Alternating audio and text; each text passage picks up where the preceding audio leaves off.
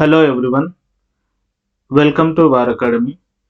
Please subscribe, like and share the video.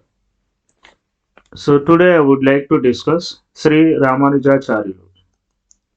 Right? So why this is in news? Right? So Sri Ramanujacharya celebrations వచ్చేసి ఫిబ్రవరి 2 నుంచి 14 వరకు నిర్వహిస్తున్నారు. Right? అయితే ఫిబ్రవరి 5వ తారీఖు నాడు మన ప్రధానమంత్రి అయిన మోడీ గారు హైదరాబాద్కు వస్తున్నారు అన్నట్టు. సో దేని కొరకు అంటే శ్రీ రామానుజాచార్యుల యొక్క విగ్రహ ఆవిష్కరణ కొరకు వస్తున్నారు అన్నట్టు. అయితే శ్రీ రామానుజాచార్యుల విగ్రహం వచ్చేసి ప్రపంచంలోనే రెండవ కూర్చున్న అతిపెద్ద విగ్రహం అండి. ఎన్ని అడుగులు అంటే 216 అడుగులు అండి. ఓకే, 216 అడుగులు అన్నట్టు. అండ్ ఈ స్టాచ్యూనే ఏమని పిలుస్తాం అంటే స్టాచ్యూ ఆఫ్ ఈక్వాలిటీ అని పిలుస్తాం అన్నట్టు.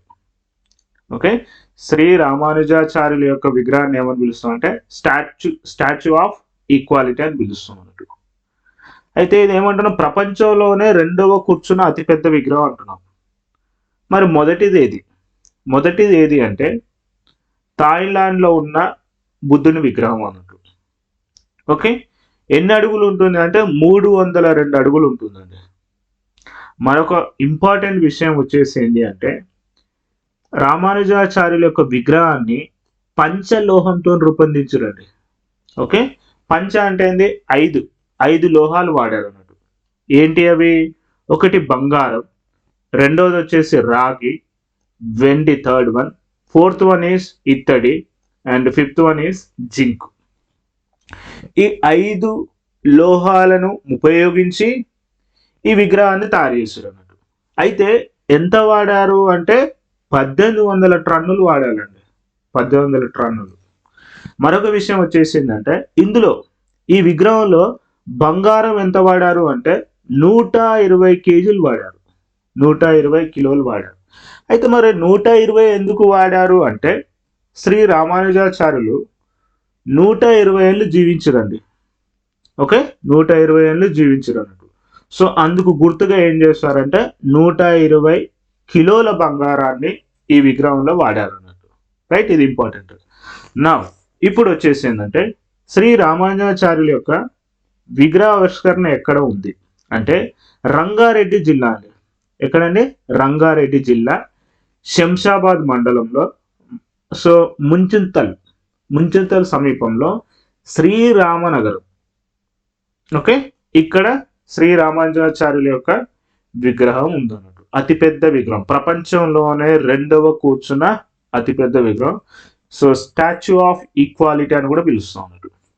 అయితే ఎందుకు శ్రీ రామానుజాచార్యుల యొక్క విగ్రహాన్ని స్టాచ్యూ ఆఫ్ ఈక్వాలిటీ అని ఎందుకు పిలుస్తున్నాం అంటే శ్రీ రామానుజాచార్యులు గారు 1000 ఏళ్ల కిందటనే ఏమని చెప్పారు, మనుషులంతా ఒకటే అంటూ చాటి చెప్పిన గొప్ప వ్యక్తి ఎవరు అంటే శ్రీ రామానుజాచార్యులు అన్నట్టు.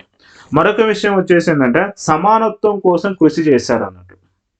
రైట్, అండ్ ఇంకొకటి వచ్చేసి ఏంటంటే శ్రీ రామానుజాచార్యులు భారతదేశం అంతా తిరిగి కుల మత భేదాలు లేకుండా ప్రతి ఒక్కరూ కలిసిమెలిసి జీవించాలని ప్రబోధించారు అన్నట్టు. మరొక ఇంపార్టెంట్ విషయం వచ్చేసి ఏంటంటే అస్పృశ్యతను, ఓకే, అస్పృశ్యత దురాచారాన్ని తొలగించడం కోసము సో కొన్ని పద్ధతులను కూడా ప్రవేశపెట్టింది అన్నట్టు.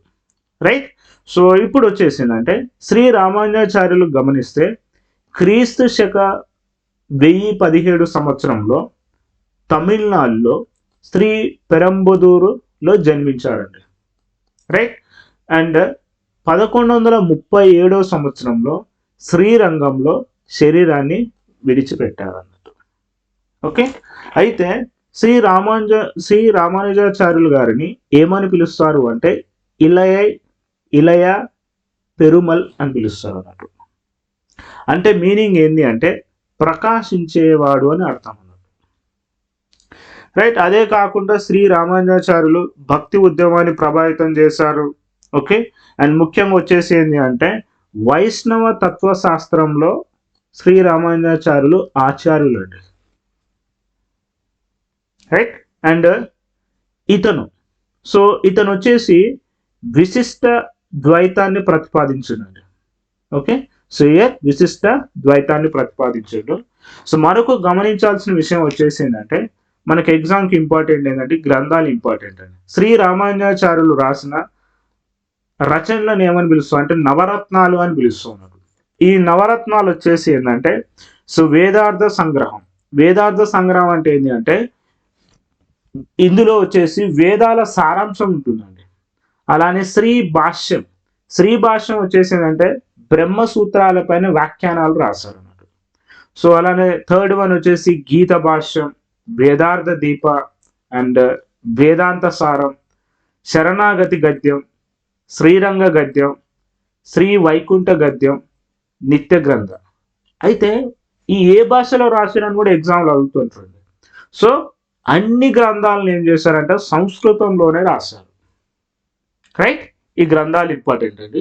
మరొక ఇంపార్టెంట్ విషయం వచ్చేసి ఏంటంటే, మనకి శ్రీ రామానుజాచార్యులు ఏం ప్రతిపాదించారండి?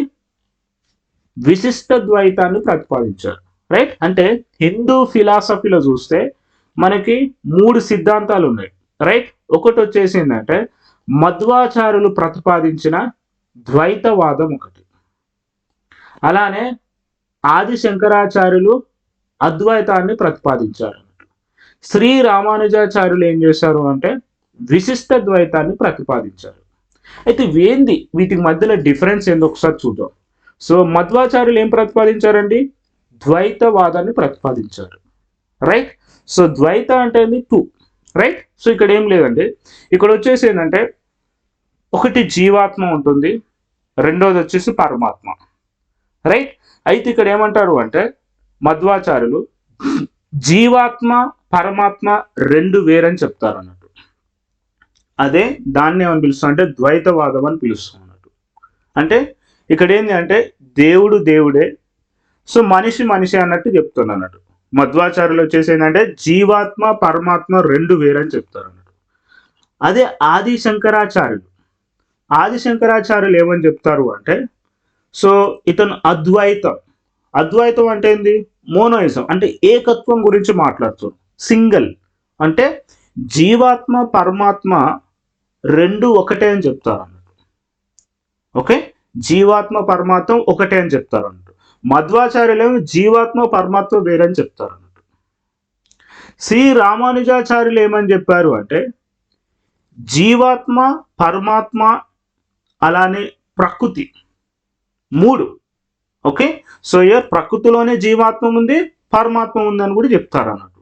రైట్. అయితే జీవాత్మ పరమాత్మ ప్రకృతి లేదా పంచభూతాలు ఇవన్నీ వేరువేరుగా ఉన్నప్పటికీ ఇవన్నీ ఒకటి మిళితమై అంతటా వ్యాపించి ఉంది అని చెప్పడమే విశిష్ట ద్వైతం.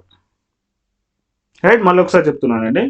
సో ఏ జీవాత్మ పరమాత్మ ప్రకృతి లేదా పంచభూతాలు ఇవన్నీ వేరువేరుగానే ఉన్నాయి, కానీ ఒకదానిలో ఒకటి మిళితమై అంతటా వ్యాపించి ఉంది చెప్పింది ఎవరు అంటే శ్రీ రామానుజాచార్యులు అండి.